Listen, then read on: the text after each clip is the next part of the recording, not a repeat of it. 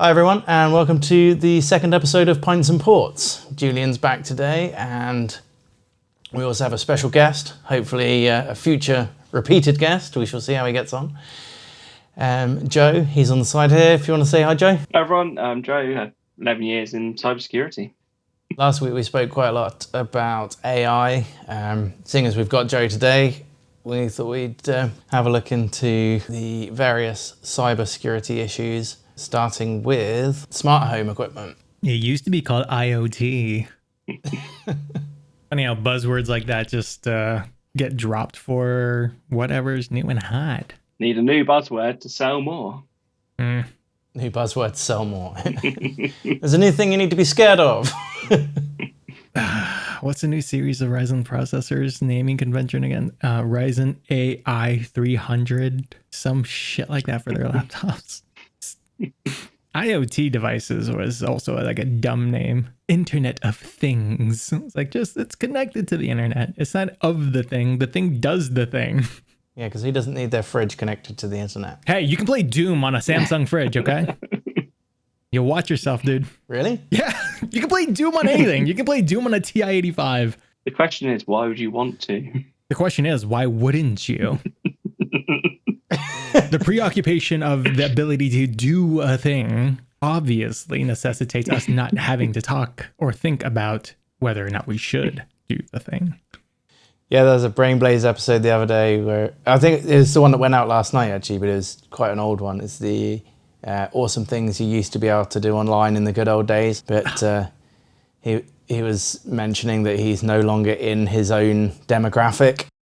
I have not seen this, Blaze. What's the context of this? At the beginning, I said, talking about the young'uns being online now, and I said, I'm not sure what the demographic for this channel is. And he said, I can tell you exactly what it is. It's 18 to 35.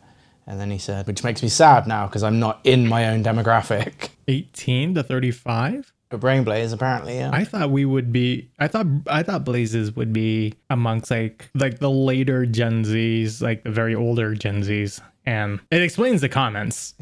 I think it probably was at the beginning, and then like everybody got older. Yeah, but it's the young people that get me. I didn't know that he speaks to that community. Okay, IoT of things. Just Internet of Things of things. Smart home devices. What do we have on this? Did you guys read your homework? I did. I'm almost 40. My homework is clearing out the garage. It's work I do on my own home. I'll link the article in the description, but earlier on this week, I came across... in fact, I actually heard about it from Security Now, the This Week in Tech podcast. Yeah. But there's a company who had their sales deck leaked that they were sending out to prospective advertising clients, saying how they could use smart home speakers, mobile phone speakers, etc., to send you super targeted ads because these software they install includes live listening in the terms and conditions. And literally within the article it says, and we can do this because nobody ever reads the terms and conditions. Yeah, they seemed quite proud of quite how creepy they were being. It was interesting. It's also They did get the vague language too, because when you see that little pop up on your screen that says, this is asking for permission to record you, allow whilst using app, allow all the time, and don't allow. It's really funny how that's organized. Oh, there's a clear CTA here because you have a secondary and a tertiary. And the one that's supposed to be the primary is not lit up in a bright color. Oh, and by the way, if you click the decline, then the app won't work. yeah. I don't even use the voice feed. Yes, but now you can't use this babysitting app. Sorry, you can't. You can't buy things on Amazon if we can't listen to you. Sorry. Well, I installed an app the other day and it wanted full network permissions. And I can't remember what it was, but it didn't need them.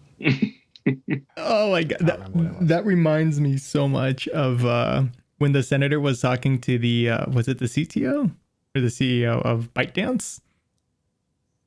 It was someone from TikTok.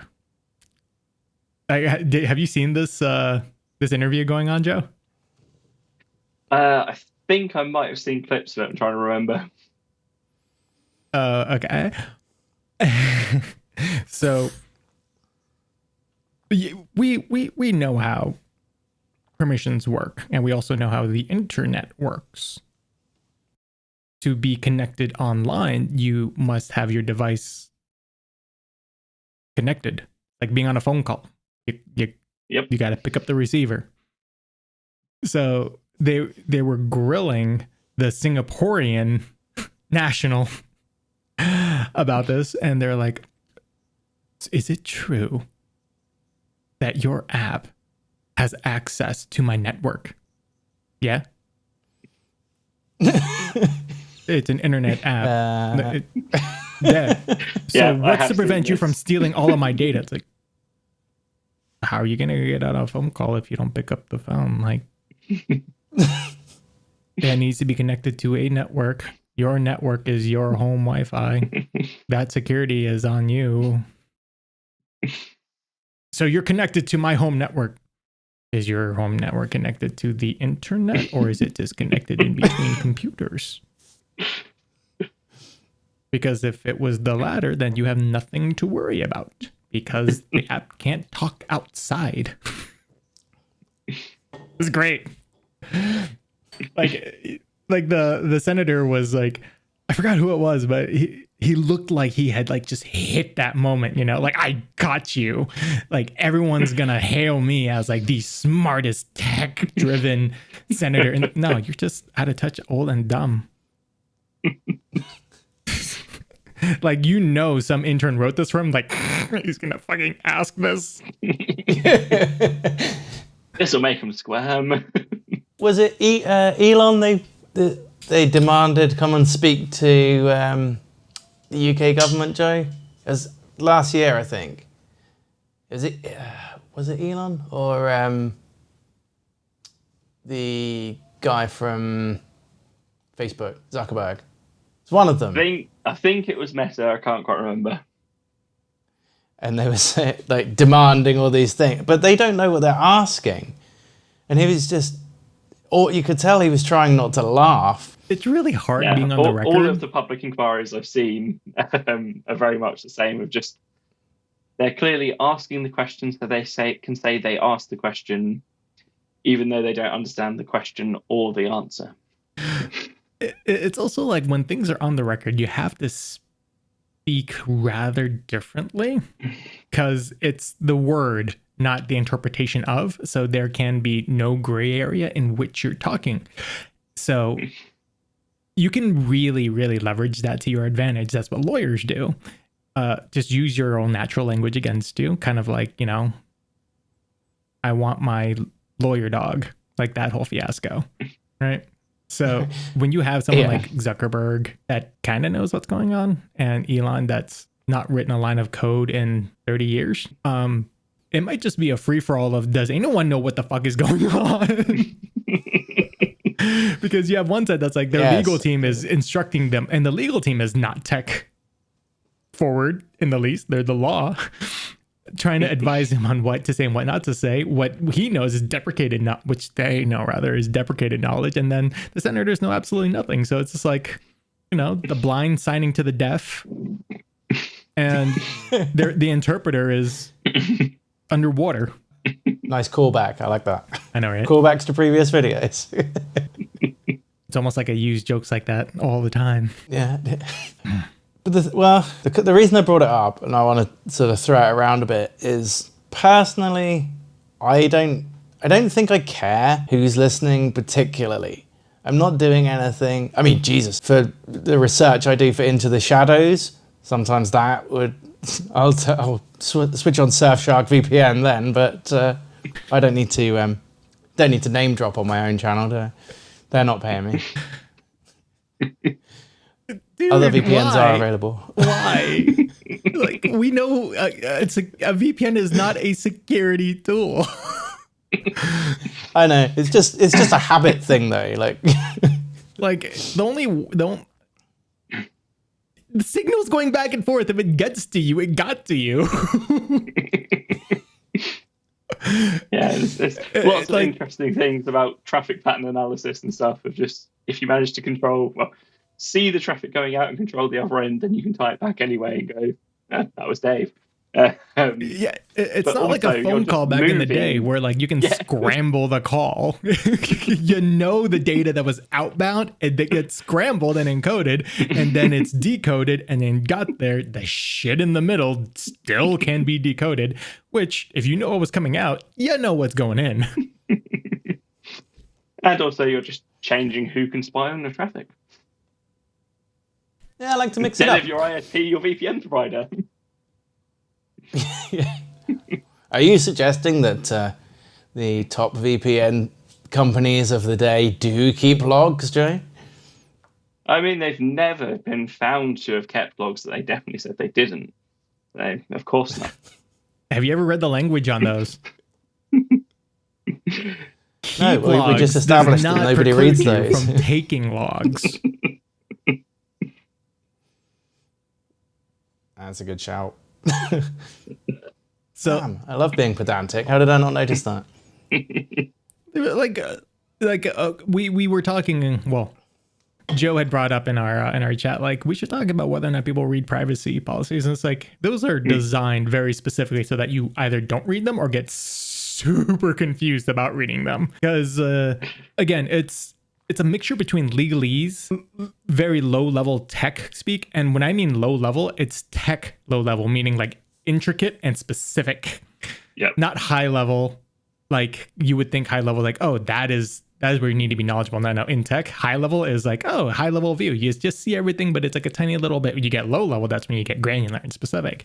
It's meant to be that way, so when you read it, you're just thinking in circles. Like low level coding. Yeah. People always, assembly. Yeah, people say that. Yeah. Assembly ones and again, zeros. we're back to you either say, yes, I accept your privacy policy and get the service you want, or you don't get the service you want. I had one today. My work iPad went, oh, you have to install an iOS update or the device will stop working. And Apple said, you must accept our terms and conditions to install this update. I had no choice in accepting it. I either accepted it or my device stopped working. I do like that Apple put accept at the top now. Yes. You don't even have to scroll down. We know you're not going to read this. Data is probably the thing that always made money or kept you in a position of authority. Something that you know that others don't, or others don't know that you know. Like, information will always be king, right? And garnering that information these days is really, really fucking easy. And depending on your skill level, extremely easy. And you can say whatever you want in your privacy policy, and none of us have the right to walk into Google, Amazon, Apple and go, I want to search every single one of your servers for all of my personal data to check that you're complying with your privacy policy, even if I had read it. So it's sort of oh yeah, we'll only do this, honest gov. And you click accept and that's it. You have no way of checking that. You just assume that they'll probably mostly stick to their privacy policy. This is where I will say, like, design is fucking genius. Like, having designed software from being an engineer for like around like 13 or 14 years now, how well the marketing and design teams spoke together and worked together on this is insane, because you don't care about reading the privacy policy. You would have if this was like the 50s, but these days you don't care because you want their thing. Like, Google is not a search company. They're an ad company. They just have search to lead you to ads. Yes. Apple is not a tech company. Apple is a design company. They just have tech that is very, very, very, very well designed. Microsoft, I don't even fucking know what they are anymore, but everyone just wants your data. Okay? Like everything that they're shoving in front of you, you want, but they just want your data. And what they're shoving in front of you that you want is what's keeping you from reading the privacy policy. And because the privacy policies are like 13 pages long, non-accessible text, so you're gonna have to zoom in. See, that's a win for screen readers. Well, I mean, that's different. True. The screen reader isn't reading the screen, it's reading the code. If you're using a screen reader, it doesn't matter what font they've tried to hide it in. It'll get it. Yeah, but here's the thing that, like, I kind of lose sleep over thinking about you specifically, Dave, and like being cited. There's so much that I can do without ever needing to reference something again, which you need to do a lot. Like, for example, actors and actresses, they can reread part of their script. Yet you don't got time to do that if you're blind. You just got to commit that shit to memory if you want to work in an efficient manner. Or if I am reading a privacy policy, I can scan, go back up really quickly, rescan, go back up again, rescan, go back down, scan again, highlight things. Sure, you can, but there's a middleman. A couple of them to help you. So while you use a screen reader, you're still hindered to a certain degree. And that's what these things are meant to do. It is another step in mental load that makes you just say, fuck it, I'm just going to hit accept because I want this thing to work. Well, yeah, that's the thing as well. It's like you and Joe both said, it doesn't matter what they write in the, like, here's a good example. You know, when you see on Facebook that the law is changing on Monday, and if you don't copy and paste this into your thing, Facebook own your photos. Facebook own your photos anyway. It says so in the terms and conditions that you've already agreed to. I had this conversation with a friend who's not in tech. And I'm one of the people that hate the term common sense or common knowledge, because nothing is common in terms of like the broad scope of the world. It's just, socialization, the community you live in, and, how you were brought up. Like, that's common amongst that specific. But this, I thought, would have been quote unquote common sense. Like, oh, Facebook will own my photos now. I'm going to quit Facebook. That's a good call. But why again? Like, the motivation behind the action is questionable. The action itself is great. I don't want Facebook to own my photos. The interesting thing with that, though, is even if you quit Facebook, you quit the social network piece of it. You don't quit the collecting everything they can about you and using it for targeting ads with their nice little social media buttons on news sites, shopping sites, everywhere else, that is still, regardless of whether you've got an account or not, still building a nice advertising profile for you and still being sold to whoever wants it to target ads at you. Here's a good way to kind of look at it. Humans as a whole, we have a beautiful brain. It is a pattern decoding and encoding machine. Like, literally, if you are sighted, your brain is very much so a difference engine. You cannot tell this thing is black unless there is a white thing against it. Comparative analysis. And then with every other thing that has that contrast, your brain will just work it out. Or depth mapping. Things like that. We are so much so bound to patterns that we will do things in patterns. So just because you quit Facebook doesn't mean you change your habits. So if they have up to, at minimum, a year worth of what you used to click on, what you used to look at, what your mouse hovered over for a certain amount of time, or the things that show up in the photos that you posted and the words that accompanied it and the links that you supplied to it, chances are they could, not very easily, it takes a team of engineers to do this, but create a very encompassing user persona about you, of which can still be applied to you because your name, your phone number, your email, a lot of demographics about you will still exist somewhere online and be attached to the device that is currently either on your desk, sitting in your pocket, on a mag holder, or in front of you right now. 100%. You don't escape and it. As they start using AI more and more and using all that data to train models, even if you notionally invoke your right to be forgotten, your data's not going to disappear from the training set or the already trained models. So this is what I was getting back to. Like,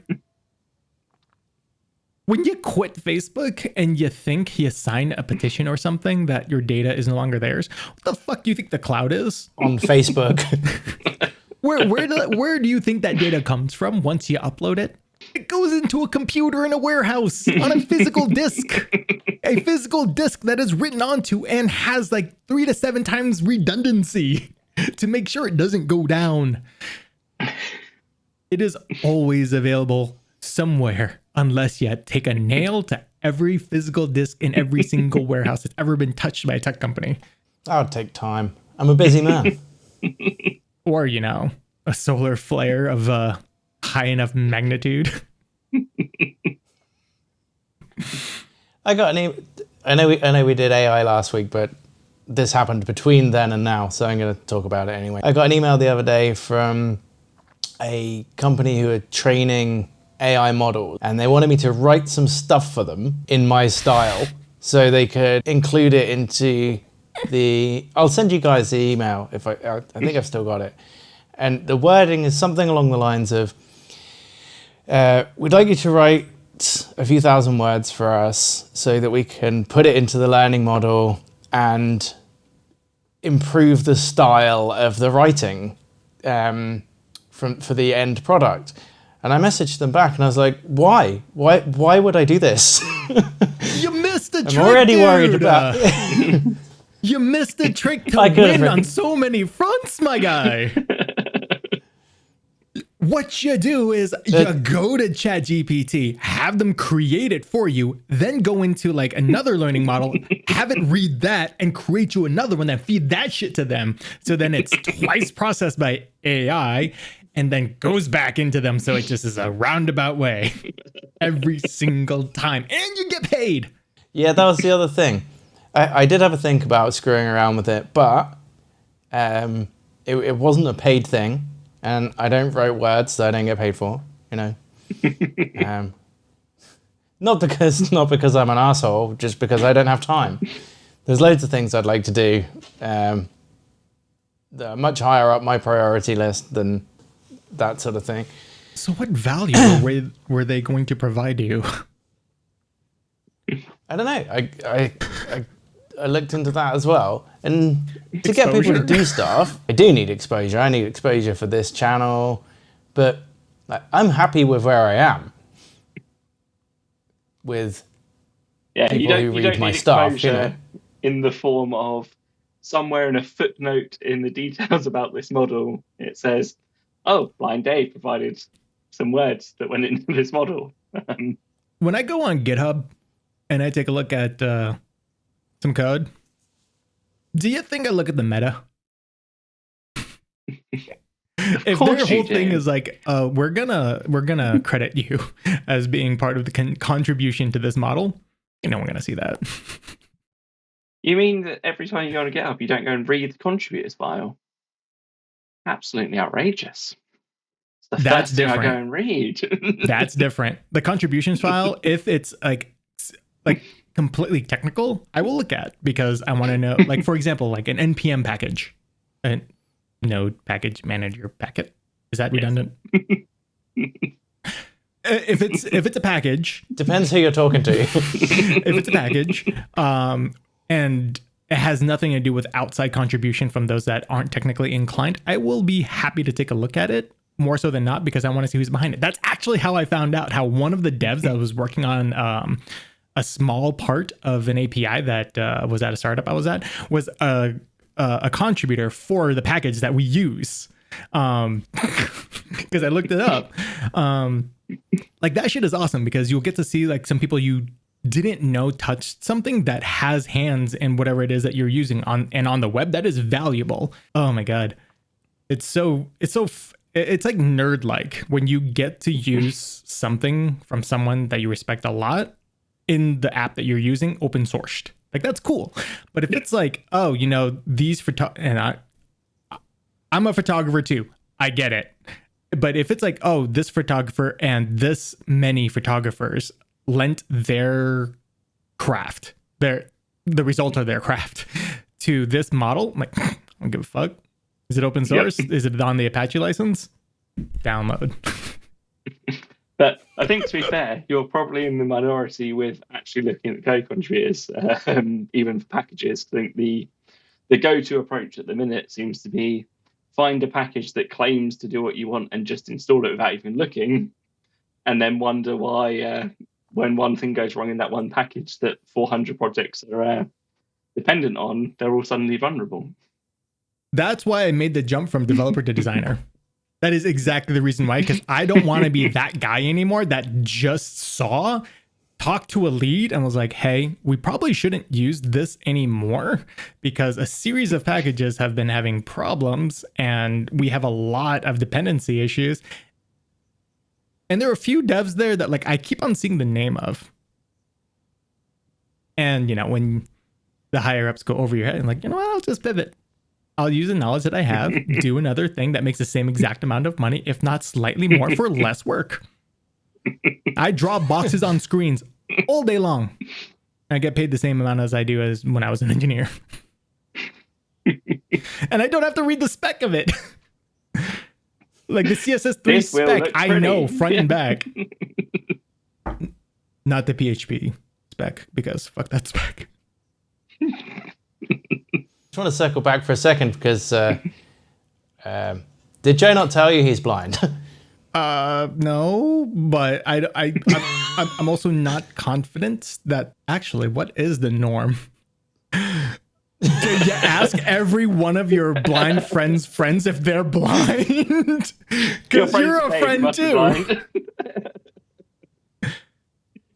I have some vision, more vision than Dave, but far from perfect. But he does have a guide dog. I just feel I probably should have mentioned that before to you before we.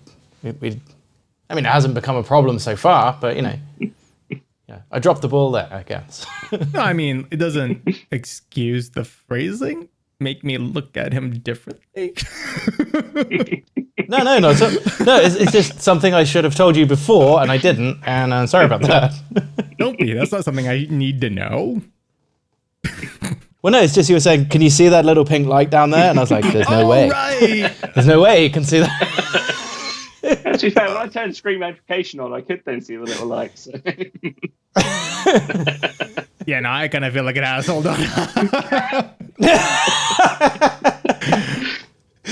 As I said, it's entirely not your fault because. Well, there's a pink light over there.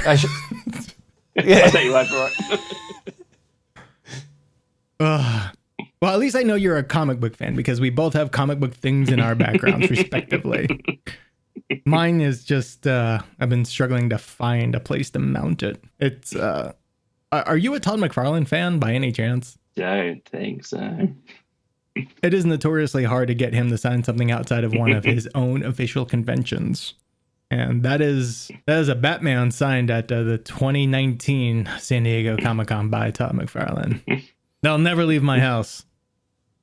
Unless I move offices, they'll never leave my office. I only have one thing behind me on my wall, and that's a wooden saw that my little boy gave me for Father's Day, and on it says, "You are the best dad I ever saw," as in. How do you know it says that? I trust him. He read it to me. It's also tactile engraved, so I could probably trace it out. How long till he learns that he can abuse that trust? That's the question. Oh, he knows. He knows he can. He just doesn't. What were we talking about? How did we get here? We're talking about smart home devices and people not reading privacy policies. So do you guys have smart devices in your homes? Yes. I have.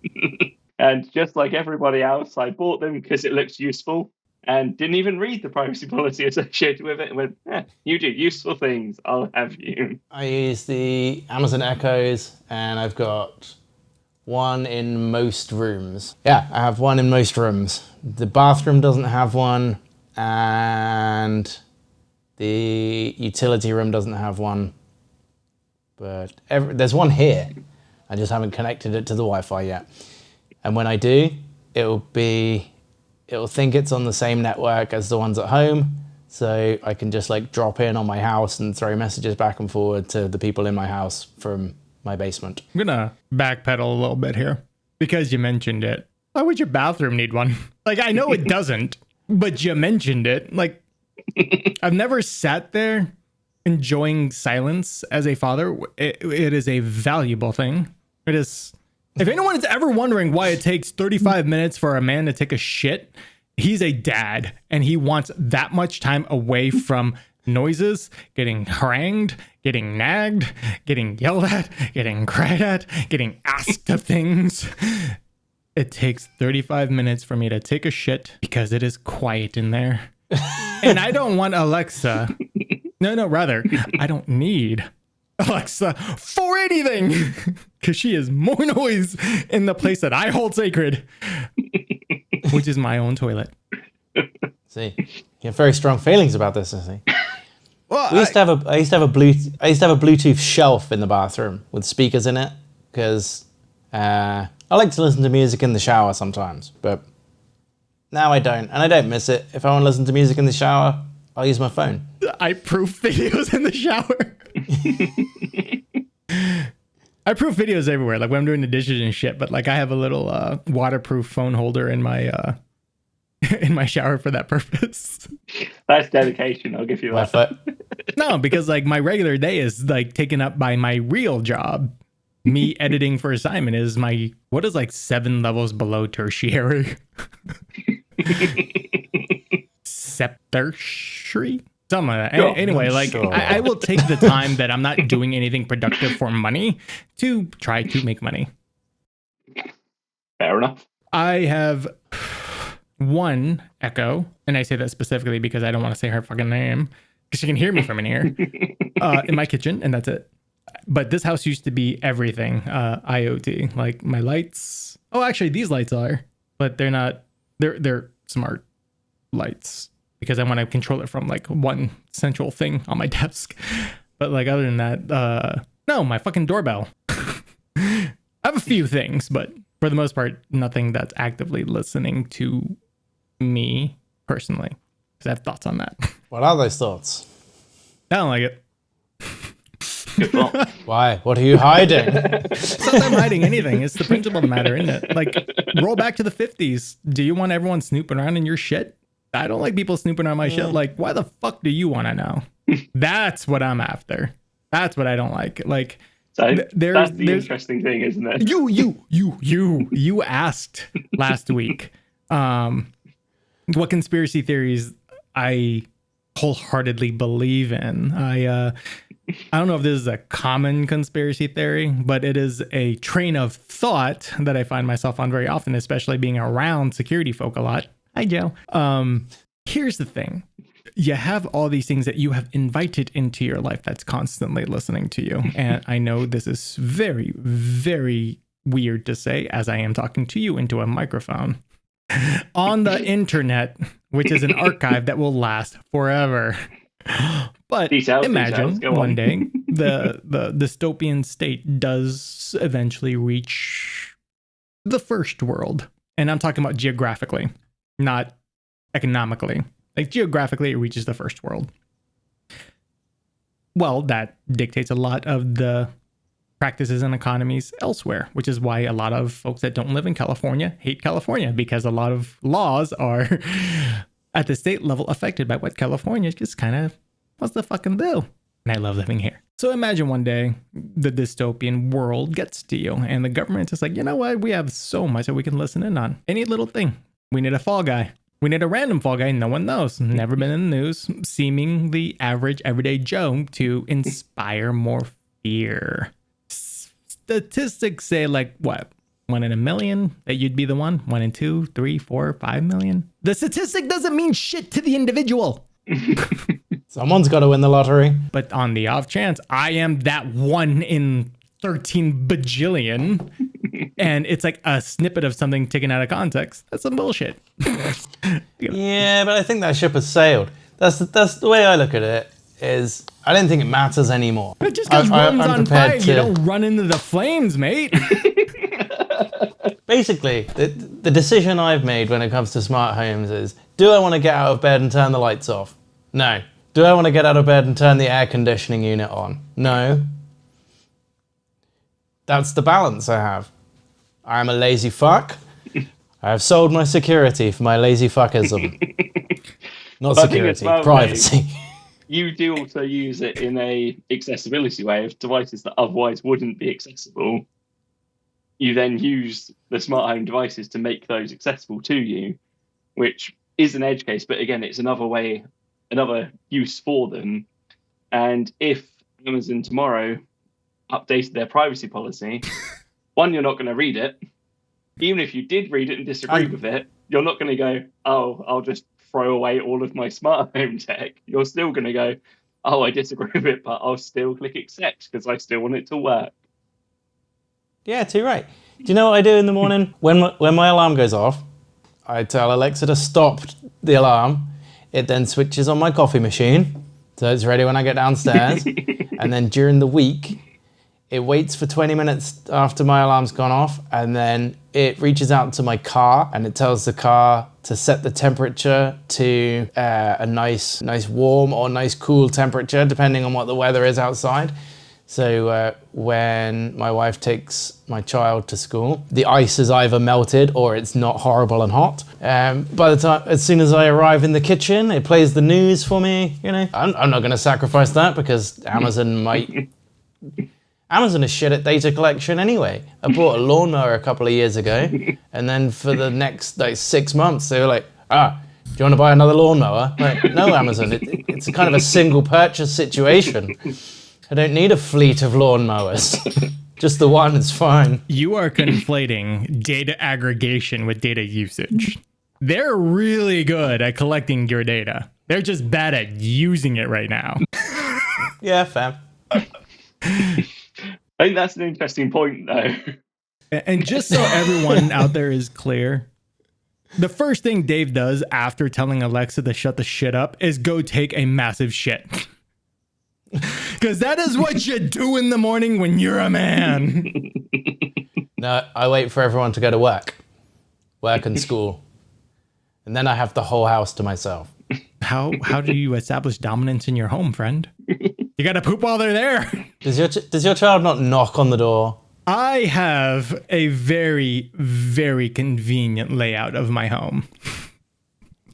Where my office is right next to my personal bathroom, which is located 13 feet away from me where I'm sitting right now, about 4 feet away from where my door is, on the other side of the house where there's a gate separating both sides of the house. So no, I do not. Fair enough. The personal toilet is not a common British thing. Everybody tends to share the same one. So you guys don't have half baths out there? That's a huge thing when we're looking for a home, 2 to 3.5 baths. My house has 2 toilets. We have the main bathroom, and then there is a downstairs toilet, but that's where we put all the crap that there isn't room for under the stairs. Don't you have a garage? Can't really use it. No, I have a workshop, but we don't have a garage, no, or a garage. So what's the actual pronunciation of that word, friend? Garage. The emphasis is on the A? Yeah. Yeah. I watch a lot of Lost in the Pond. And that man is amazing at explaining the differences of how things got lost in the translation across that there pond that's a little bit slightly to the east of you. And I think it's garage because it's a French sounding word.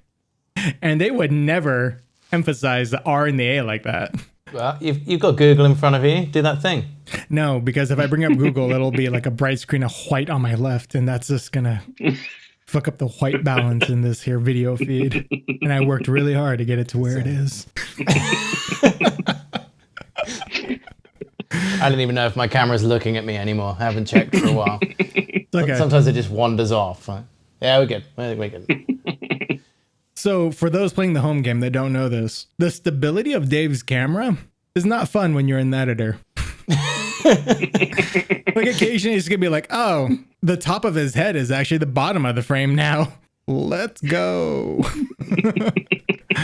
So for the most part, when you see a steady shot on Dave, it ain't so steady. It's the fact that 99% of my day that's not editing is just pixel counting. And I know those pixels. I've figured out now that because it uses facial recognition, doesn't it? Mm-hmm. And I have a tendency to just like fucking look off over there, and then of course it loses me, and then it looks for me and can't find me, so I'll look back, and then it's not there anymore. So I have to remember, like, if I stay looking at the camera, it seems to stay in the same place. Who knew? Facial recognition needs a face to look at. Okay, so yeah, AI will fix that for sure. I am going to try to say this as clearly as I can. How do you know you're looking at the camera? Well, I know where I put it. Okay, so when I got here today, I stuck the camera on the tripod. I leave the tripod in the same place. I've started leaving the camera here, but I needed it for something at home. And so I put it on the tripod, and then I sit in the chair, and then for the people watching, I go like this. So I'm now finding the camera, and the flat bit on the camera, as long as it's facing me roughly, that should be okay. And then I just look try and look where the flat bit of the camera is. Presenting myself for videos is not a particular skill of mine, as you know. I do like that in doing that demo, you've just created another nice shaky shot to be corrected. Yeah, I've just touched the camera again. But it was still pointing at me, so oh my God! Well, you did ask, dude. You did ask. I didn't ask you to touch the damn thing. I just asked how you know you're looking at it. I have to touch it, otherwise I don't know where it is. There must just be some really weird pictures of my thumb just getting huge. And then like... That's gonna be fun. That what else were we supposed to talk about that's on the docket? Because I don't really, I don't really think folks are here for the intricacies of it. I think we're going to go on to the question that you raised earlier, Jim, around, but why do they want this data?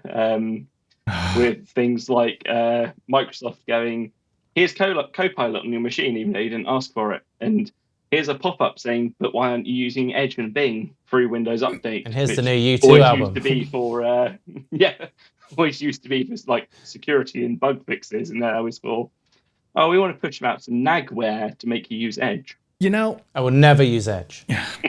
Edge is actually not bad.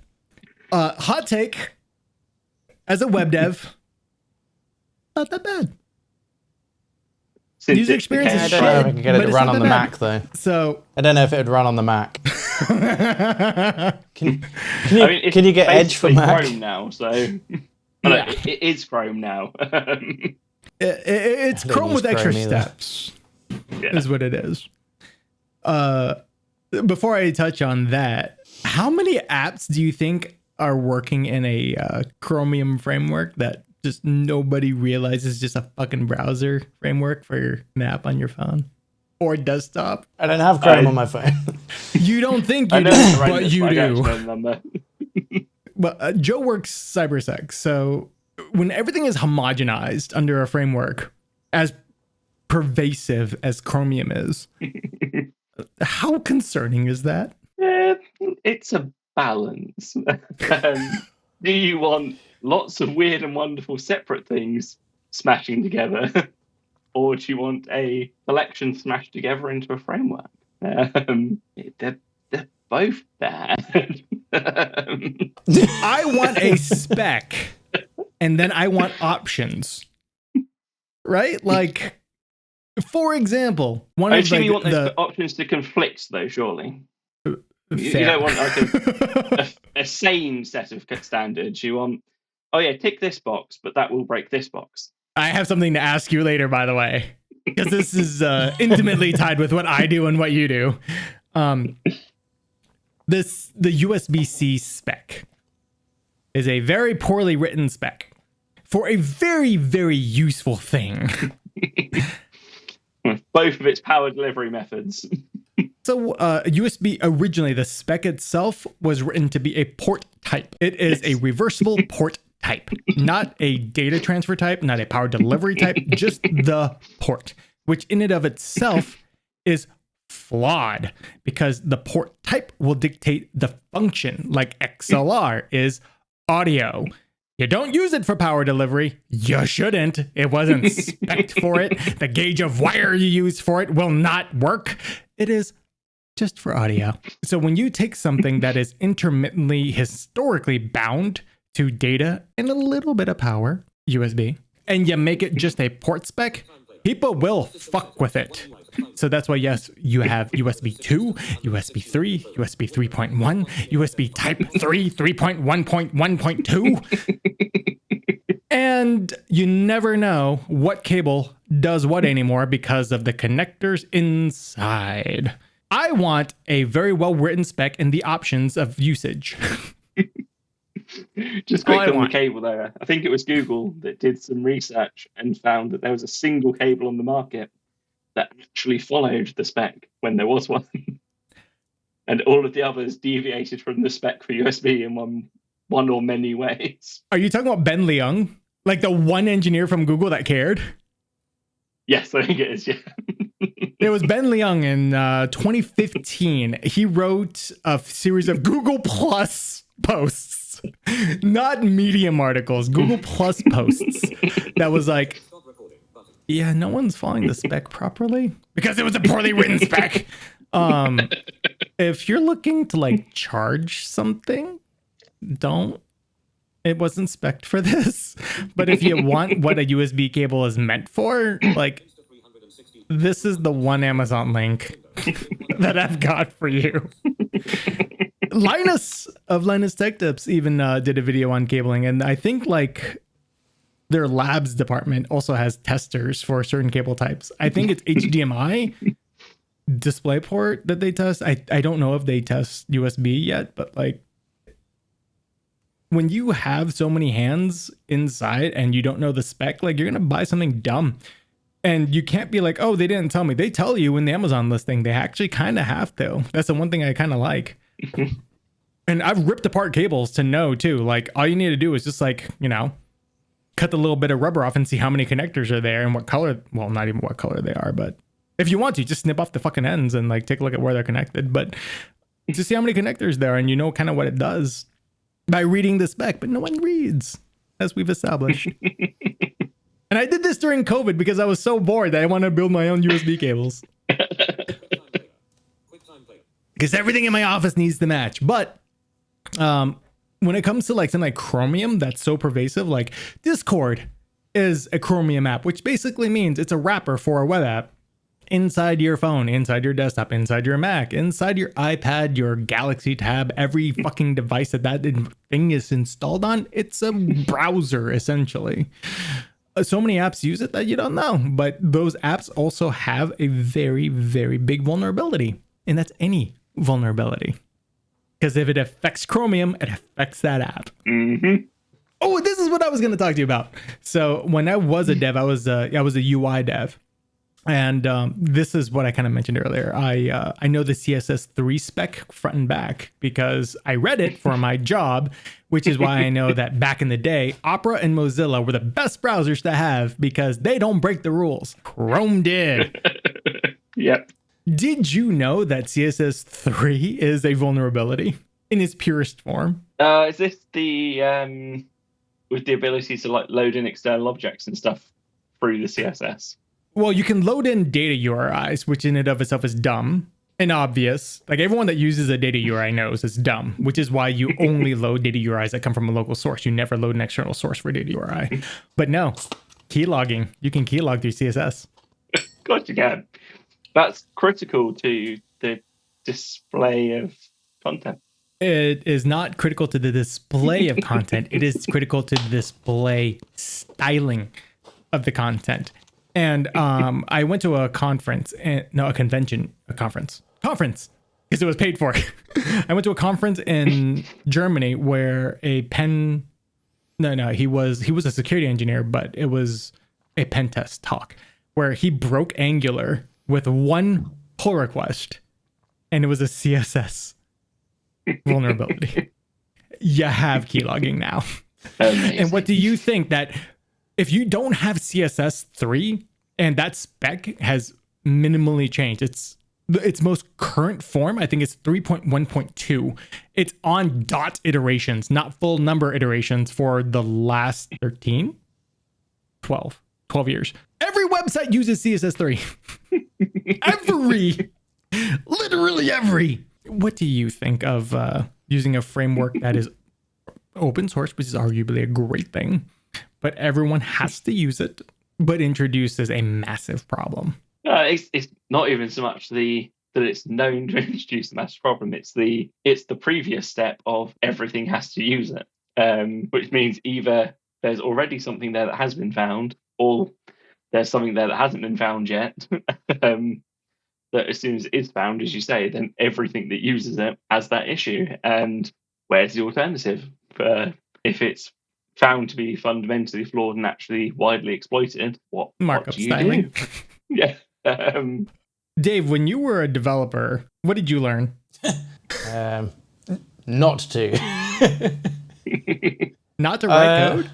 I've not developed anything at all. I did a bit of work with Dolphin Computer Access back in the day, and then they got cross with me because I did their project better than them, and that upset some people. I'm not sure how much I can say without people being annoyed, but they had a thing called the Dolphin Pen, which is a USB stick that you plug into any Windows-based machine, install the graphics card interceptor, which for non-nerds is the bit of software that works between the screen reader software and the graphics card. So it tells the screen reader basically what the graphics card is up to so it can tell the user. Is that a fair description, Joey? Yeah, that's a pretty fair description. Why do you need that low level of access, though?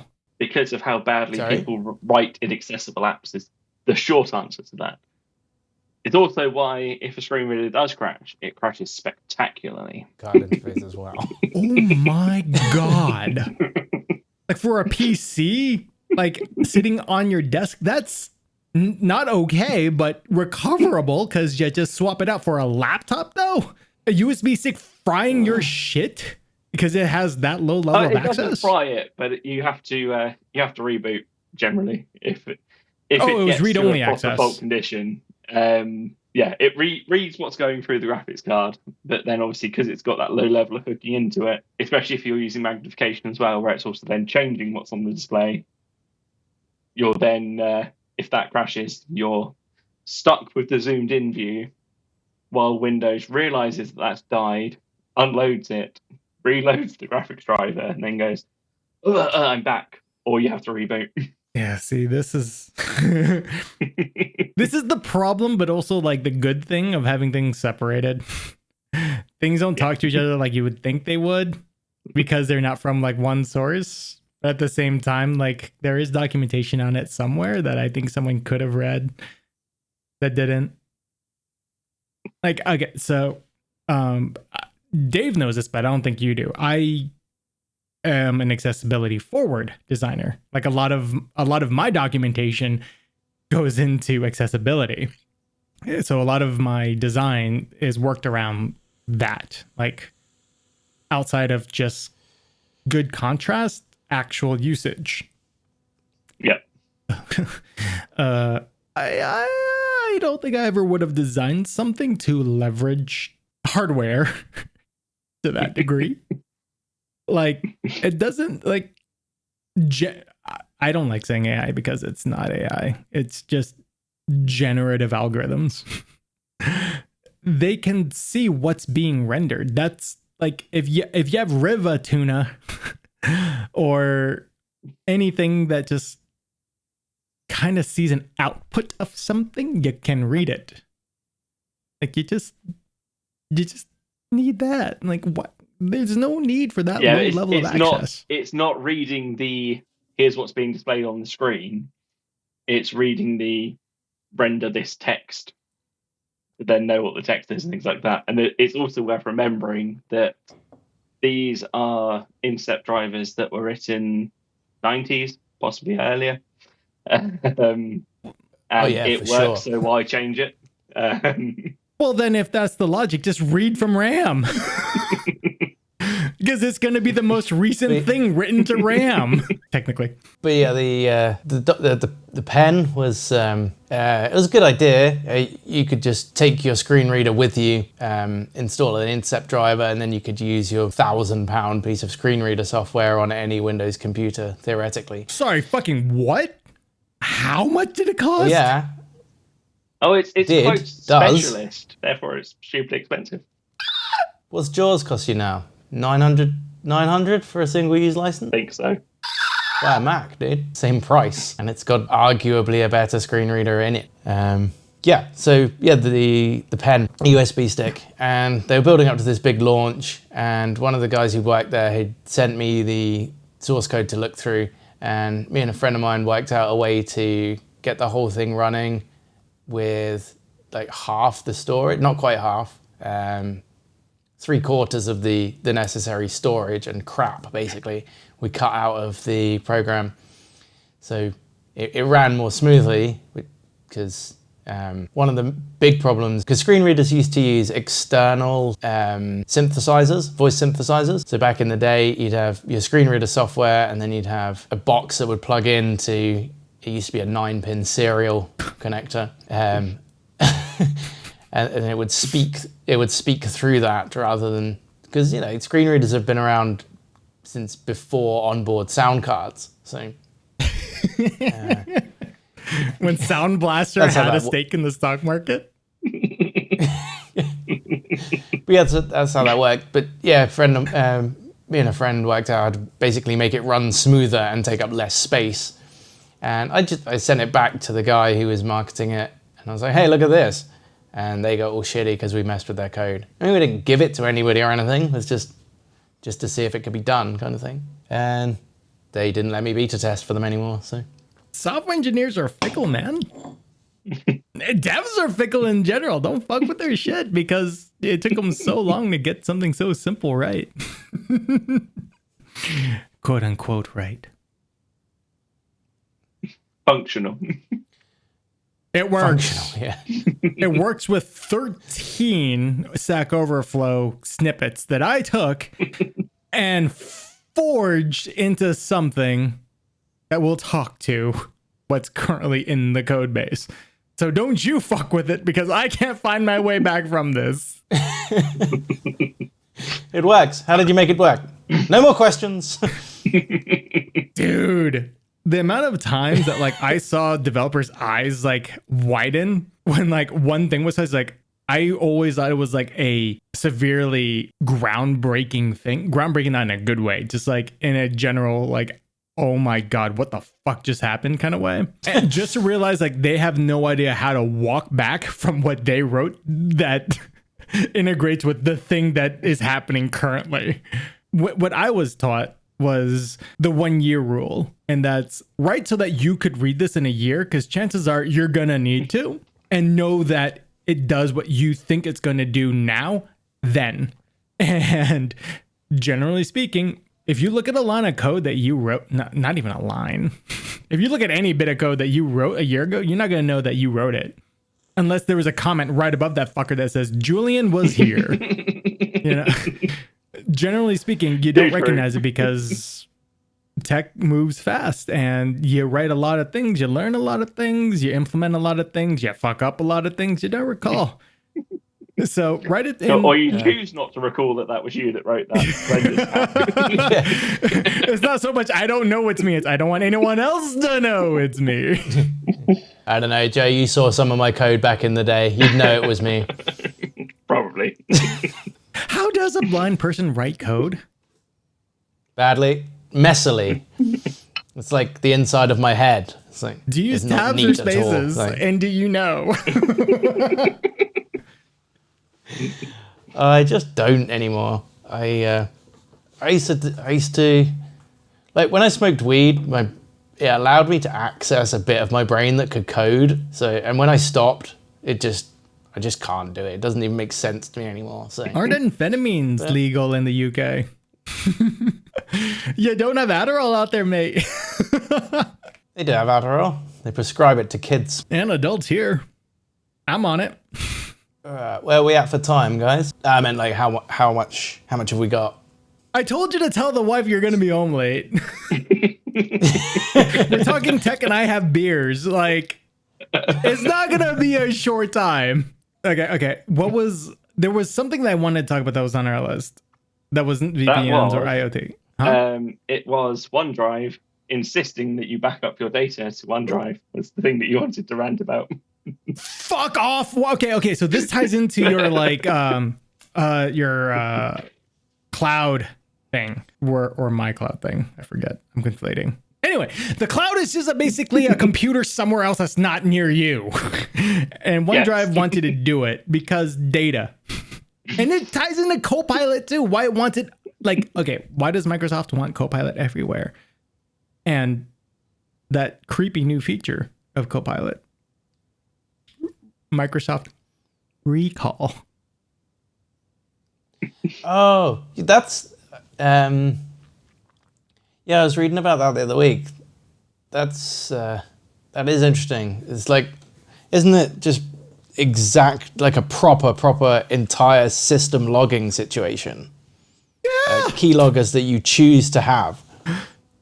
It will take a snapshot in time. And when they say snapshot, they're hoping the general populace means, oh, an image of my screen. No, it is a snapshot of code of what is currently happening in that moment. So to properly take a snapshot, you don't do what's in that current nanosecond. You take a couple of seconds before and a couple of seconds afterward to know context. So if it's taking snapshot of what you're doing on a regular interval that you don't set, so it could be more than a few seconds, backwards and forwards. Not creepy at all. No! Because they will take an image, and I'm not talking about a disk image, I'm talking about a physical photo of what you were currently doing to analyze as well. What's to say, a couple of seconds. Let's say three. A few. Let's say 3 seconds before, 3 seconds after you're on your banking website and you typed in a password, which typically takes around-ish 3 to 4 seconds if you don't have a password manager. And they don't keep it that secret because everything can be broken into. That's not creepy. So what's the why? How are they selling this to us? Dave, Because we can. don't you want AI to just do it for you? And how could it do it for you if it didn't learn from you? It's were to auto-magically input for you. Good, Joe? I said the answer is AI. What's the question? Do you even have a product if it doesn't have an AI gimmick in it? Dave, if I want to generate an image or a video of a blind person using a computer, logging on to their website and putting in their password, how would I do that without AI? Take a picture. It is impossible, sir, without the use of Microsoft Copilot and Microsoft Recall. Impossible. I am incapable of making a drawing, as you would say in the UK, of a person that is unsighted in front of a computer, populating a series of asterisks into a box on a website that has a banking logo on it, sir. So I need Microsoft to do that for me. And to do that effectively, I need it to watch what you're doing all the time. Fair enough. That sounds solid to me. I want it. I can't see why. Yeah. I'm gonna get a Windows computer just to have that. Do you know the convenience of this? It's opt out. Of course it is. Yeah. Recall is opt out, or rather, it was until a lot of people are like, no.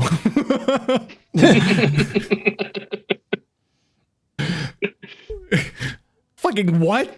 Buried under what? Windows's 25-year-old UI for core system functionality? I learned something the other day with Copilot as well, talking to a colleague, and depending on which bit of their documentation you read, they don't even exclude Copilot from their data sovereignty commitments of you can know which country your data is going to. different bits of the Microsoft documentation says, oh yeah, we don't actually make any commitment that this won't go anywhere in the world. Joe, it's in the cloud. The clouds are everywhere in the world.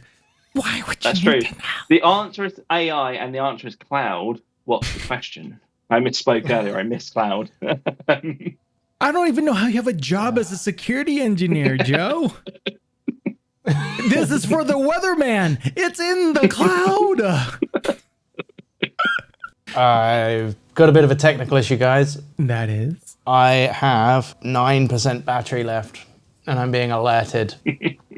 And I can't plug my computer in without losing my microphone or my camera. Provided you're still on this call and that the viewers want a degraded audio experience, I am currently recording your voice as well as Joe's for synchronization purposes only. And you can actually trust me on that because it's literally for sync purposes. So if you wanted to go on, we can still go on. Very well. I'd like to see the privacy policy for that, please. I need to read it thoroughly. I don't have one. I am in the state that without actual consent, and we are making a pseudo podcast, so consent is implied, that I cannot record anything. So there. The state of California has your back internationally, thousands and thousands of miles away. That puts me closer to Japan than it does you. Right, and now I'm plugging the microphone. It might switch over to the webcam. It might not. It just said, recording stopped. Try recording again. Isn't that like your drunk friend in the background that's man. like, just hit it again with the hammer, see if it works when you're working on your car? Just knock that fucker again, see how it goes. So I'm assuming from this point forward, the viewer will be listening to a differently sounding Dave. It's possible that I might have just... It stopped. My thing has stopped recording, so... Dog, should we just build you a PC for the dungeon? I might have to do that. Well, no, I just need to buy a fucking USB hub. Can you mainly use it for writing Brainblaze scripts so that every expense for it could be billed to Simon? Then you can fly me out there to build the computer for you in the short amount of time. I could... Hang on. And because we're in the UK, drinking on the job is okay, so that like we can have beers while we do it and bill it to Simon. I need to chase up Dan, the sponsor guy, for some more beer. Why? If Simon's gonna pay for it, why? I'll just buy beer here and import it in. Okay, cool. It looks like we're saving. Nice. You at home will know if this worked if you can see Dave right now. Creative editing upcoming. How you doing, Dave? We're gonna just have to continue. You'll just have to continue with my audio. It is doing the compression thing again, where it's not fitting in the available space. So I'll have to export it later. People will just have to deal with my audio from your recording for now. It's on a different track, so I can isolate it, which is fine. I'm gonna build something, I think, to just have here. Fly me out to the UK, build this up. I guarantee I will build you a very solid computer in a third of the time. Travel included in that timing. So can I. But can you do the motherboard jumpers blindfolded? That's the question. I don't need to. Motherboards don't need that jumpers anymore. And port connectors always have a notch. Oh no, I mean, sorry, the front connector pins, sorry. Oh, F panel? Fuck off. Okay. If it comes with the front panel connector adapter, I can't. No, I can't. Yeah. I can't. Oh no. Wait. Hold on. Power plus and negative are always separate.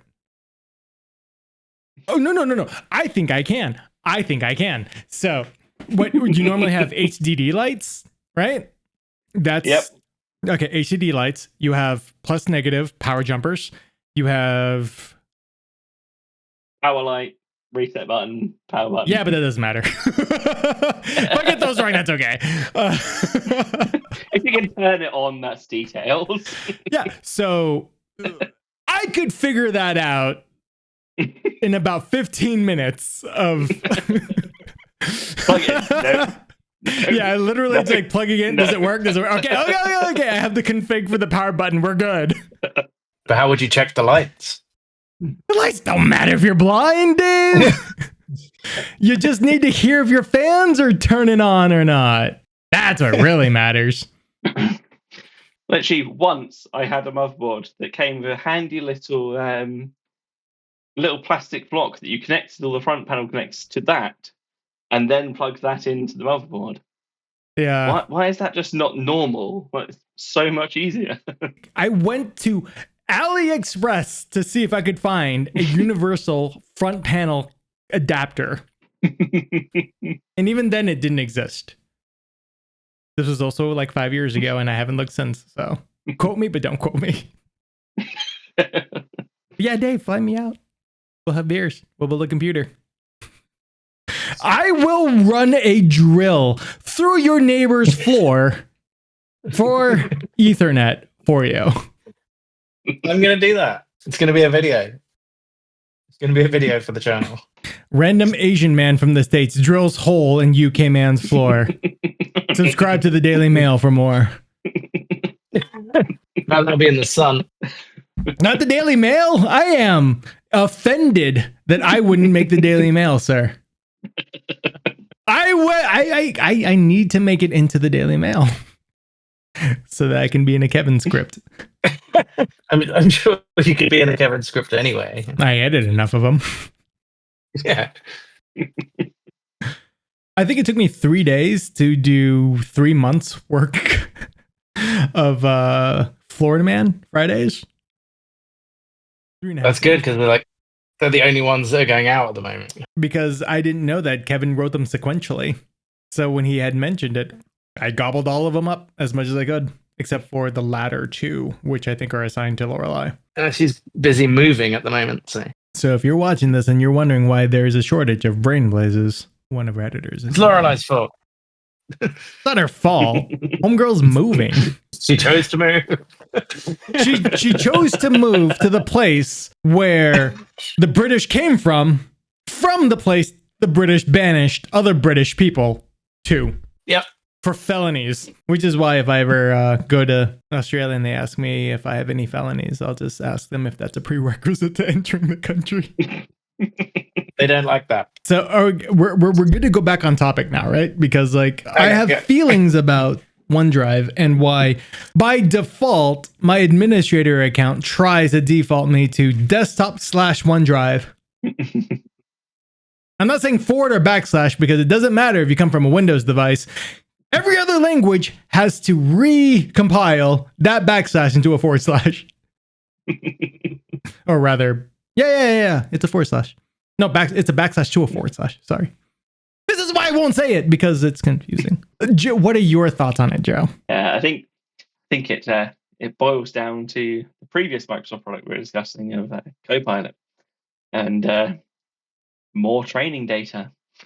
Yeah, I don't buy the that they're so concerned about me losing some files that they feel the need to prompt me what feels like every other week, I think it's about every month, with not letting me log into my machine until I say, no, I really still don't want to back up my files to OneDrive. I feel like they've got something to gain if they're going to that much effort to nag me about it. I used to use OneDrive because it was a convenient way of clouding my Microsoft Word documents.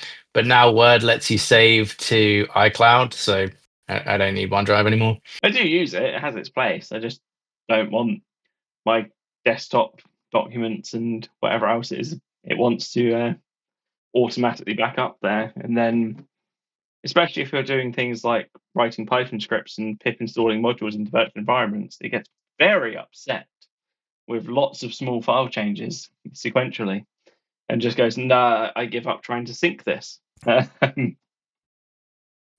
not very But you helpful. insisted. Because you insisted. So anyone that's ever Literally worked on my with work device, I have to have a local folder in my user directory because we use OneDrive by default, and I literally have to have a local folder Oh my Just for all the god. stuff that I know OneDrive will get upset about me trying to do. So for those that are not technically inclined, code has different versions, and different versions will have different dependencies. Basically, just think of a Honda Accord. Through the years, how much the Honda Accord has changed and what components you use in that Honda Accord. You probably shouldn't install the same muffler in a Honda Accord 2024 into a Honda Accord 1994. Probably won't fit. So what we have as devs, or anyone that wants to install different versions of different software onto our machines, will have different versions of languages. I use Anaconda rather. Sorry. Conda is the command. I use Anaconda to manage versioning of the language. Node has the same issue. If you don't have a local folder to drive what is in that folder and the versions of the thing that you install from that folder that affects the rest of your machine, it's stored in the cloud, and the cloud cannot understand said language, things will invariably break when they try to sync. It's like if you have Apple Photo for the iCloud. It works really, really well. When you delete a photo on your phone, it deletes in the cloud. Technically, not technically. In front of you, it deletes. Technically, it doesn't. It's a very similar aspect. If you are running a version of a software, probably the newest version that uses the newest version of Python, the oldest version of Python may not be able to run it. So if Microsoft cannot understand that using OneDrive in that folder because Python is not installed on that server, again, it's a computer somewhere that's not your home, it won't run. And if you're a dev, that's a big problem. And if your computer defaults to storing there, it won't run. And cause you massive issues, and then you're going to just have to reinstall Windows. Or Linux. Great fun. Joe, and I don't know if this affects you, but Dave too. Do you think 2024 will be the year of the Linux PC? I hope so. I've been waiting. Joe literally was like, no. Yeah, Microsoft has too big a market share. It's I don't see in the foreseeable future Linux becoming a mainstream desktop OS. I think it should, but yeah, I don't see it happening. The overhead to running it, and the knowledge required, etc., versus the Windows next finish, and also if you want to play games, most won't work if you have a Linux desktop. Plain and simple. So yeah, I don't see it for the foreseeable future. Steam has an extraction layer. They do. That's how you can play Cyberpunk and Starfield on a not an Index. What's their handout called? Oh yeah, I know what you mean. I can't recall either. Steam Deck. Steam Deck. That's right. Yeah, they have a layer that translates. You know, that's why people can buy a Snapdragon PC. Isn't the from my I'm not going into this massively, so I may be wrong here, but isn't the layer basically the game runs in the cloud and streams video to you, and you stream inputs back to it? No. It's a direct translation layer. So it will take what's coded for x86 and run it for whatever Snapdragon is. Oh, okay, fair enough. Yeah, no. It's Proton. That's what it's called. Their Proton layer works really, really well for their implementation. So if you have a Steam Deck, not a Stream Deck, a Steam Deck, Starfield will run very, very well. I know because I had a Steam Deck for a bit there. Anything running the Proton layer will work relatively well outside of the Steam Deck. But if you're running not x86,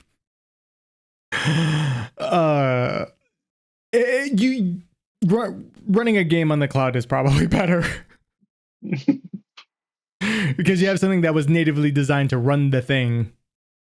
You just have, 800 milliseconds of latency. Yeah. Here's my thoughts on the Linux PC situation. Like back in the day, I loved the the Apple operating system ethos of if you fucked it up, it was your fault. You had that little bit of extra trust from the operating system, so you like it was your responsibility. It didn't ask you so many questions. Like you clicked something to delete it, it would delete it. It wasn't like, are you sure? Are you absolutely sure? You can't get it back. Are you sure you want to do this? All this bullshit. And then as Apple OS became more and more popular, they kind of Windowsized it in that regard to make it more. I mean, it is more user friendly, but the thing I liked about it was that it was slightly less user friendly, and you could get stuff done more quickly. And I think if people start using Linux more, the versions that become popularized are just going to lose that user control aspect, and it will just become another Windows / Mac OS. Yeah, I have think thoughts the other on this. angle. Go on. I was just gonna say I have thoughts on this. I need to grab more alcohol and I need to pee. So I was gonna say, Joe, could you please take up like the next 6 minutes of talking? I'll be right back. Of course. Thank you, sir. So my thoughts on this is, I think as well with how sort of ubiquitous Microsoft stack has become, be that with Teams, Office, OneDrive, SharePoint, etc. You then need the OS to be able to deal with that and in a sensible way. And a bit like the Microsoft Office stack for Mac, it's one of those things that's going to massively lag behind the capabilities of Windows equivalents. And essentially, you're going to have a worse experience. For sure. And like even Microsoft is as the market absolutely stitched up. I mean, I only use Mac now, but I still use Office because the like pages and stuff is okay and it's free. You just have it, so you don't even have to pay for the subscription. But nobody knows how to use it, and no one's going to bother learning because essentially There's Office. what is it? Yeah. It's $5.99 a month for 365. Who's going to learn? Who's going to learn a new thing, even if it's a tenner? We're so ingrained now into the software subscription scam, and don't get let's not debate this one. It is a fucking scam. Oh, yeah, when you've got Microsoft changing things just to be able to say, "Oh, we changed something." Well, it's not just Microsoft. Oh no, it's not just Microsoft, but I remember, and you're getting old now too. You'd buy a piece of software on a CD. I actually remember buying software on floppy disks, but and you owned that piece of software for better or worse and forever. And you might get one or two updates if you asked nicely at the computer retailer of your choice. They might upgrade it for you for a discount, but You didn't own that though. You owned the license of that install. Yeah, but you owned that license indefinitely. We're talking about the subscription scam. No, you didn't.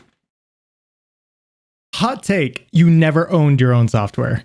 You owned a video game. legally perhaps, but in practice, you could install that as many times as you want in the most cases and use it in whatever way you wanted. Sure, until it gets In deprecated. practice. Yeah. Yeah, that's what we're saying. Until it no longer actually worked, and then you'd buy it again, but buy the latest version, or you'd pay for an upgrade with a discount or whatever. But now everything is on a monthly or yearly subscription. You're paying for it forever. It's one of the greatest scams in technology. It'll depend on what. So, for those, again, playing the home game, it's like having a video game whose server died. What do you do? Yeah. You bought the game, but you can't play it because it runs off of a computer that's not in your fucking house. You have a couple of talented engineers that played it, and they spin up their own server, and then they write a version of the game that patches it and allows you to run it locally if you wanted to play it single player, or it attaches itself to their servers if you want to play it on theirs. Right? But this has always been the game. That it's always been such that you depended on somebody, except for single player games. And software is very much the same. It's worked off that same model for ages. It's just represented slightly different now. And it sucks. But it's always sucked. Yeah. I've got games consoles from the 80s that still work, and those games still work. And they'll probably work for another. But Dave, how often do you play those games? Yeah. How useful is it to your daily life? We forget the utility of things and why people want to make money. This model is around for your car. This model has been around for everything that you own, except for a chair, for a fork, a knife, for something that you can kill in the forest for food, or forage in the forest for food. Unless you can do it yourself. This has always been the model. He's saying about car students reminded me of a colleague of mine. In their car, they've got like the little RGB lights, and it's there's like a couple of colors they're allowed, and then there's a monthly subscription to unlock being able to change the color of those LEDs. BMW, I think, tried to lock down power windows and seats. Yeah, I remember that. My car, we have the Nissan Leaf, and that has subscription things for like the maps and stuff like that. I got it on a lease, so it's you get that for the first 3 years anyway. But there's like Wi-Fi you can subscribe to in the car, so the car has a 4G connection, not even a 5G. But if you want to pay Nissan, and it's ridiculous, it's like the price of a home broadband connection every month. They'll give you a shitty 4G connection in your car. Look, call this a hot take, but no matter what government type that you have, socialist, communist, capitalist, you're all fucking capitalist because your government is capitalizing on something and they want to. So, that being said, where there's money to be made, it will try to be made.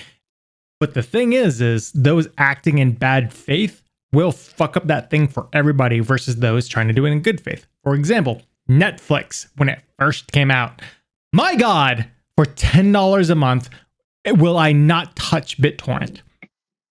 Now, I will still not touch BitTorrent officially on the record. But when you do things like, oh, the lights in my fucking car, the ability for my car seat to go forward a few inches, back a few inches, up and down a few centimeters, that's bad faith. Okay, but here's the question. That is bad faith. That's core functionality. Is it the fault of the manufacturer or is it the fault of the consumer for once again sucking up this bullshit? It's the fault of the manufacturer because they base their they base their pricing tiers off the behaviors of the consumer. That's the problem.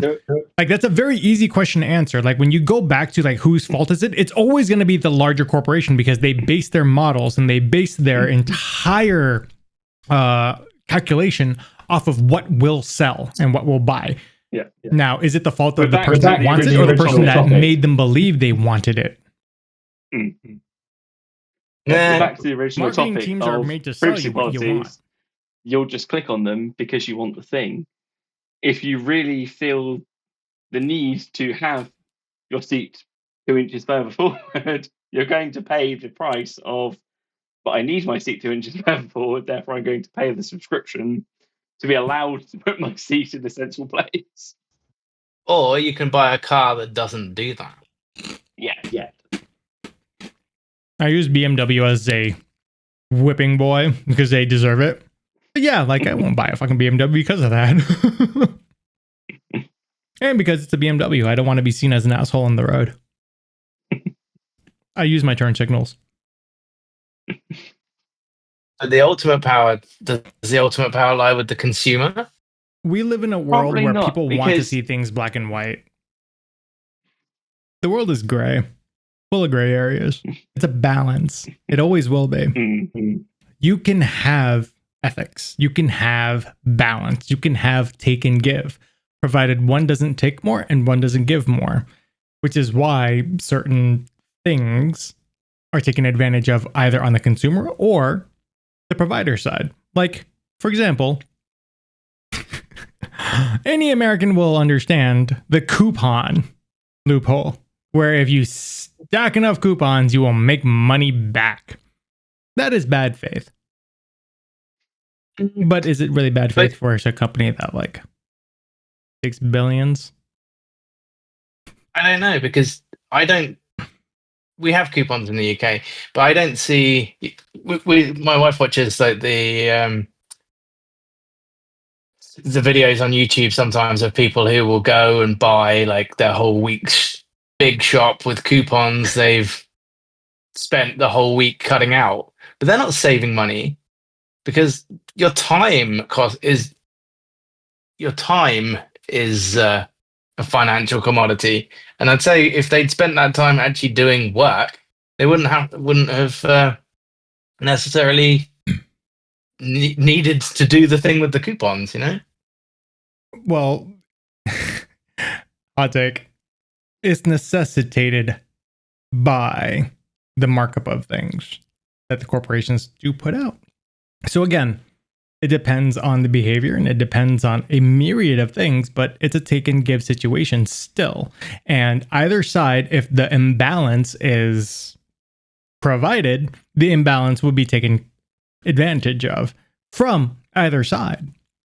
So, does a housewife need to spend the conservative 10 hours a week clipping coupons to save money? 40 hours a week to take advantage? Well, if things were priced properly, no. But are things priced properly? No, because there are coupons.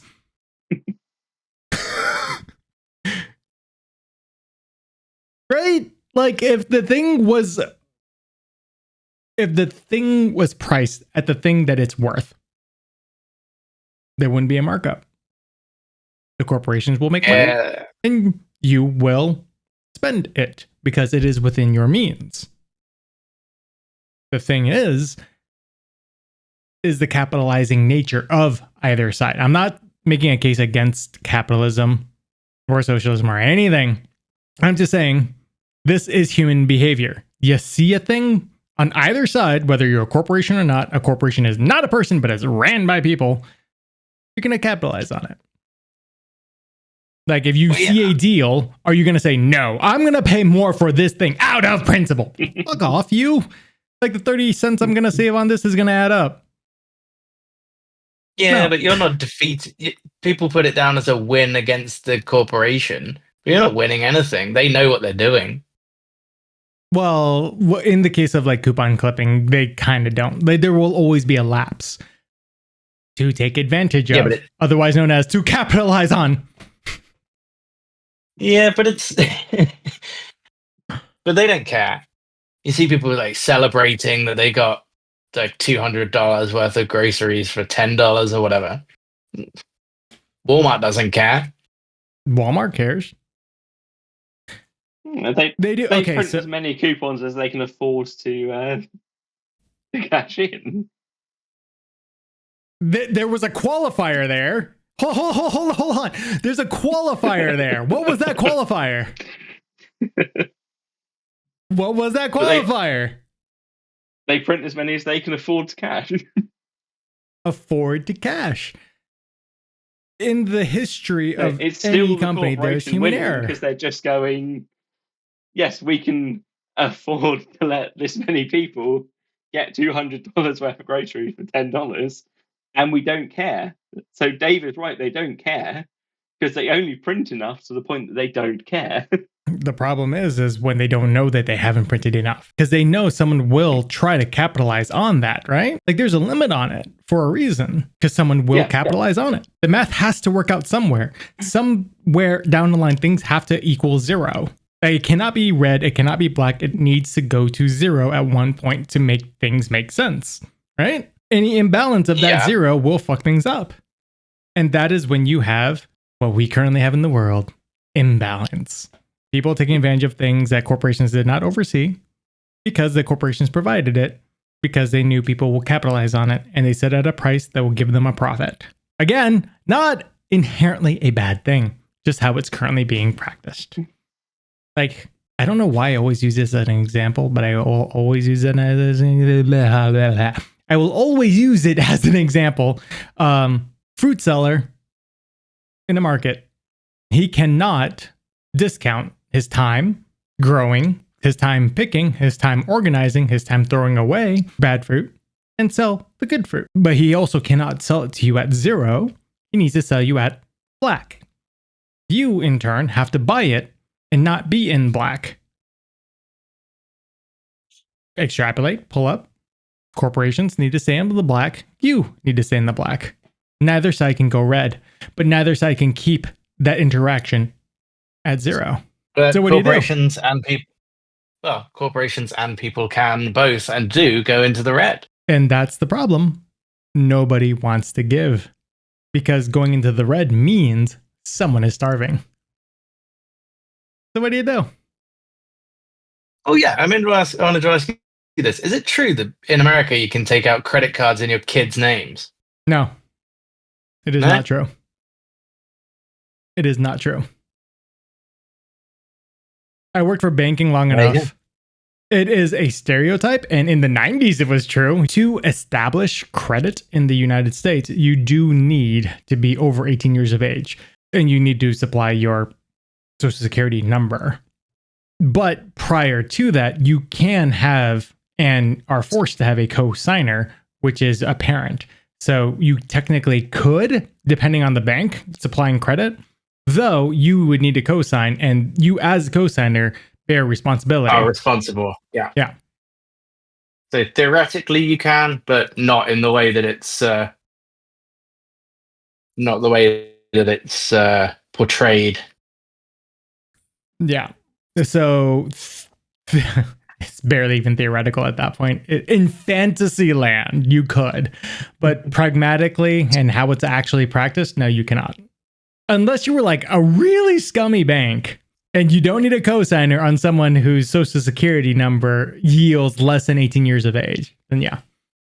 Which is still wild because they bumped up the age of smoking and alcohol to 21. So why do you have to be only 18 to be able to establish credit when credit is inherently flawed to begin with? Because a lot of countries out there don't have a credit system. Dude, did you hear about Elon Musk's timeline from Mars? No. Joe, did you hear about this? I heard the old one. I'm not sure I've had the latest one. 4 years from now. A freshman in high school today. Not come back. Yeah, a freshman in high school today can graduate a colonist on Mars. No problems with that? It's not going to happen. But Dave. So no, I don't have any problems with that. But Dave. Let the crazy man believe what he wants. But Dave. Yes. Elon promised it. Yeah. He also promised that indestructible truck.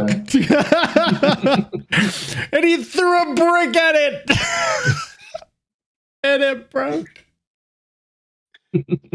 Could you imagine being a colonist on Mars and be like, oh, he said that we could just live in this thing. Yeah, we don't have wind protection. We get hurricanes that are like 300 miles an hour. Our walls are made of paper. Elon said there'd be oxygen. Where's the oxygen? You provided it by landing. Yeah, you get what you brought with you. Elon is not gonna be on that first launch for a reason. I think he should be. I was saying to Julian, I've got to get up in 5 hours, so I think it may be time, guys. Joe, any last words, sir? Okay. Yeah. The takeaway is no one reads privacy policies and doesn't matter even if they did. Microsoft suck. It would inform whether or not you hit that big blue button on your phone or not, right? It wouldn't though, because you have no way of checking they actually followed it anyway. And do you want the thing? Yeah, and you want the thing, exactly. Do you want the thing bad enough? Depends what the thing is. I Bad already enough to not bother to read it, yeah. I made it clear earlier on that my bar is pretty low. Well, mine's... Yeah, it is. Dude, I downloaded a fucking video game for my kid on the iPad the other day, and it asked for camera access. I said no. Well done. But she said yes, so we agreed to it. so there's a bit of tape over that camera now. Outdone by your child. Always good. Man. So it always makes you feel great when that happens. It makes me feel something. Yeah. At least reminds you can still feel. Yeah. The alcohol helps. All right, why don't you play us out, Dave? Pick a title for the podcast. The alcohol helps. Well, guys, it's been emotional. Thank you to all of you guys at home. Don't forget to like, comment, subscribe, all that good stuff. Check out my Buy Me a Coffee page. I always need coffee. Actually, that's being used to buy a GoPro at the moment. So if anybody made it to the end and wants to contribute to the GoPro fund, please do. And we will see you next week. Say bye, Joe. Bye, everybody. Bye.